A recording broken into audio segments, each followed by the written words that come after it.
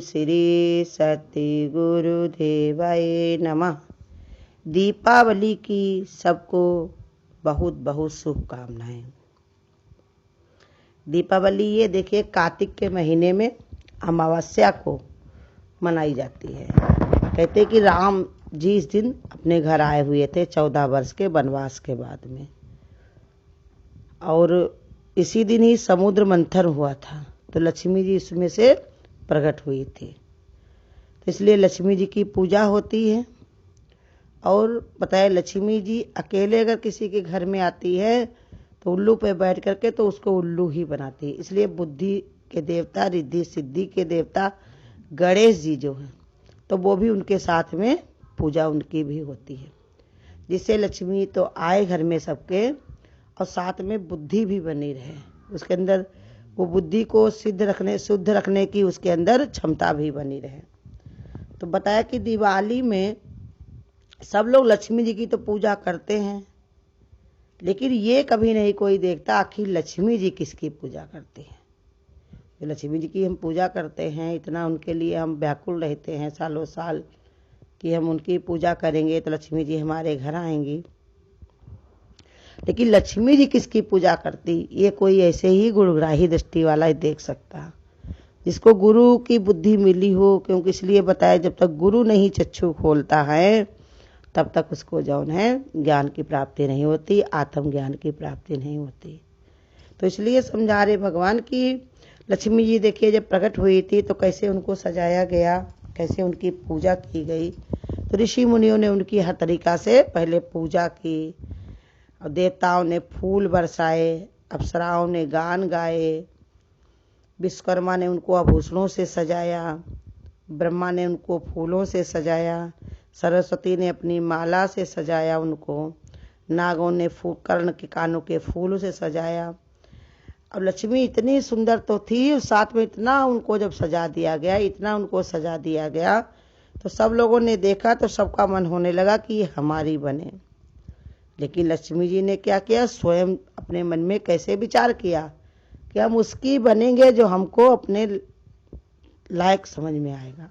यही गुरु कहते हैं कोई भी काम करो तो पहले ये विचार लो कि ये काम तुम्हारे लायक है कि नहीं। चाहे काम हो, चाहे हमारे शब्द हो, चाहे हमारा आचरण हो, जो भी हम करने चले तो पहले हम इसका विचार करें। तो लक्ष्मी जी ने देखो कैसे विचार किया, उन्होंने जो है विचार किया कि हम कैसे किसको चुने। तो लक्ष्मी ने कहा ऐसे हमारे चरण हैं, वो हम कहाँ जा लेकर के जाए और किसके हम चरण पकड़ें जिनको अपना हम पूरी सेवा दे सके।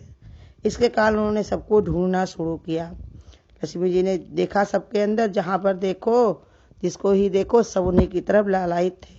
जितने ऋषि थे वो भी सब लालायित हो गए लक्ष्मी को देख करके कि हमको मिले हमको मिले। लेकिन लक्ष्मी जी ने क्या कहा कि ऋषि बहुत बड़े बड़े ऋषि हैं, लेकिन फिर भी इन्होंने क्रोध अपना शांत नहीं किया है। इसलिए उन्होंने कहा कि जितने भी ऋषि हैं ये सब हमारे पति बनने के योग्य नहीं हैं, उनका भी त्याग किया।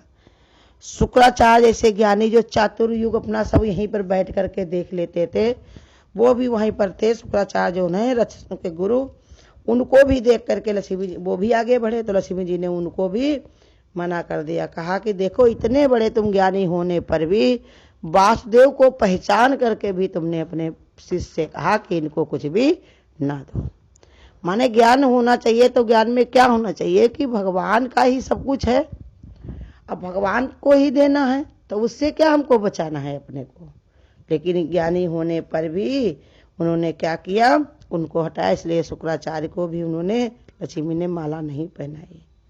ब्रह्मा भी आ गए, ब्रह्मा जी को सामने देख करके भी उन्होंने आगे बढ़ी। जब ब्रह्मा जी को देख करके देखा, ब्रह्मा जी ने भी उनके सब कुछ तो करते, लेकिन उनके अंदर रजोगुण जाता नहीं है। स्वयं देख रहे कि भगवान की शक्ति से ही सारी सृष्टि चली है, अब फिर भी उनका रजोगुण जा नहीं रहा था।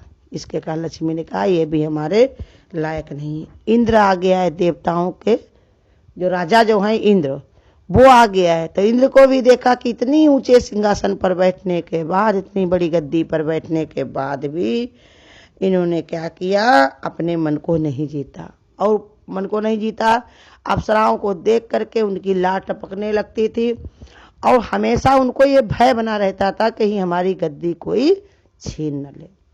इसके कारण ही वो हमेशा परेशान रहते थे, इसलिए इंद्र को भी माला नहीं पढ़ाई।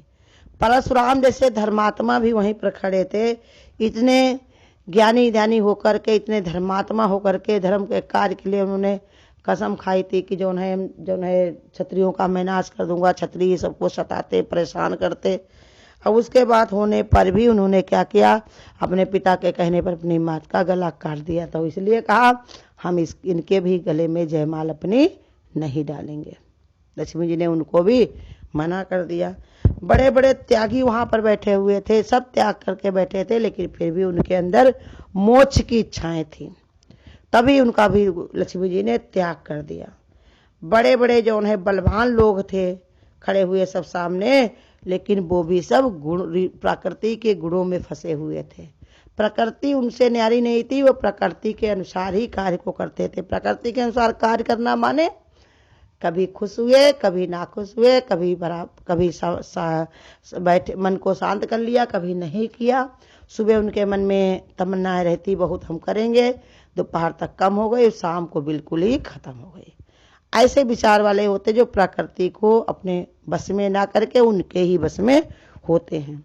तो इसलिए उनको भी उन्होंने छोड़ दिया। बड़े बड़े आयु वाले लोग खड़े हुए थे, जैसे लोमसी ऋषि नाम के थे, जो एक बहुत बड़े संत, वो भी सामने आए, जिनका कहा ब्रह्मा से भी बड़ी उनकी आयु थी। जब ब्रह्मा जी की एक दिन होता था तो वैसे ही 1000 जब युग बीत जाते थे तब उनका कहीं एक रोया ही गिरता था। इतनी उम्र वाले थे, तब भी उनको लक्ष्मी जी ने मना किया कि इतने उम्र के पति को हमको जरूरत नहीं है, इसलिए उनसे भी हट गई वहां से।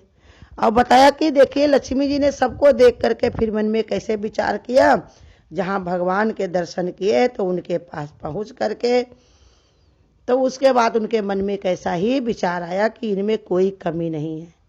जबकि शंकर जी को पहले उन्होंने जब देखा था, उसको देख करके कहा कि है तो ये समाधि में ही, लेकिन इन्होंने कैसे कैसे वश धारण कर लिए हैं, क्या क्या ये लगाते हैं, कैसे ये अमंगलकारी हैं, कोई काम मंगल नहीं करते। इनको देख करके क्या होता, लोगों के अंदर मन भयभीत हो जाता, मन से उनकी शांति चली जाती है। तो इसलिए उनको देख करके भी उनके मन में विचार नहीं आया। और वही विष्णु भगवान को देख करके, नारायण को देख करके उनके अंदर अपने आप ही सुमंगल आ गया, माने सुंदर दिखाए, सुंदर मति आ गई, सुंदर विचार आ गया कि इनके बराबर कोई मंगलकारी नहीं है। इनके पास आयु की भी कमी नहीं है, कितनी आयु है, इनको कोई कभी ये मरने वाले नहीं, अविनाशी हैं। सुंदरता तो इतनी थी भगवान को, जो एक बार भी देख लेता था वो कहते वहीं पर ही अपना सब कुछ बांट देता था। इतनी सुंदरता उनके अंदर थी। अब इतनी सुंदरता होने पर सब उनके ऊपर मरते थे, लेकिन जितनी भी देवी देवता ऋषि मुनि सब उनको पसंद करते थे, लेकिन फिर भी उनके अंदर कितनी विरक्ति थी। यशस्वी ऐसे थे कि देखो सारे संसार को खिलाना, सबका धारण पोषण करना, लेकिन फिर भी कितने अपने को न्यारा रखे हुए थे। तो ऐसे देख करके सब लक्ष्मी ने जाकर उनके गले में वरमाला डाल दी। अब बताते हैं कि अगर कोई लक्ष्मी को चाहता है, नारायण को नहीं, तो उसकी बुद्धि कैसी है, रावण जैसी। रावण ने क्या किया, सीता को सिर्फ चाहा, ना दशरथ को देखा कि कितने बड़े चारों दिशाओं के ये राजा हैं, ना राम को देखा कितने बड़े जो है धनुषधारी हैं, कितने बड़े बड़े कार्य उन्होंने किए, ना लक्ष्मण को देखा, किसी और को ना देख करके सिर्फ सीता को ही देखा और सीता को अपने घर लेकर के आया। लेकिन सीता कौन है थी, सीता की छाया। ऐसे ही बताया कि अगर सिर्फ हम लक्ष्मी की पूजा करते हैं, नारायण का ध्यान नहीं करते, नारायण का विचार नहीं करते, उनकी पूजा अगर हम नहीं करते, तो भगवान ने बताया सीता आई तो थी रावण के वहां, तो उनको सब नाश करके चली गई। ऐसे ही भगवान ने बताया अगर हमने सिर्फ लक्ष्मी की विचार है हमारा, तो वो उल्लू पे बैठ कर आएंगी और उल्लू बनाएंगी। हमारे गुरु यही बताते हैं कि नारायण की भक्ति करोगे तो लक्ष्मी अपने आप ही प्रसन्न रहेंगी, क्योंकि भाव हमेशा नारायण के ही लिए वो आई हैं धरती पर, और नारायण का ही धरती पर आई नारायण के लिए। और नारायण जहाँ जहाँ पर रहते हैं वहीं वहीं वे अपना भी प्रभाव दिखाती हैं, सबके अंदर शांति तृप्ति बांटती हैं। और जो उनको लक्ष्मी को भगवान ने बताया कि याद करता है, मन के विचार करता है, तो हमेशा माँ की तरह उनकी वो देख रेख करती। गुरु कहते तुम भगवान की शरण में बैठे हो तो तुम्हारी सारी पूजा पूरी हो चुकी है। अब मन से अपना संशय हटा दो, लक्ष्मी माँ को याद करके, अपने भगवान को याद करके यही विचार करो कि प्रकृति ही लक्ष्मी है, अपुरुष ही परमात्मा है, उनकी शरण में मैं बैठा हुआ हूँ। वो हर तरीके से हमारे साथ में है, क्योंकि गुरु हमारा साथ में है, तो हमें डरने की कोई बात नहीं है। एक बार और सबको दीपावली की शुभकामनाएं। हरिओम। अगर आपको आज की वीडियो अच्छी लगी हो तो वीडियो को लाइक और शेयर करना ना भूलें। आगे की वीडियोस देखने के लिए चैनल को सब्सक्राइब करें और नोटिफिकेशन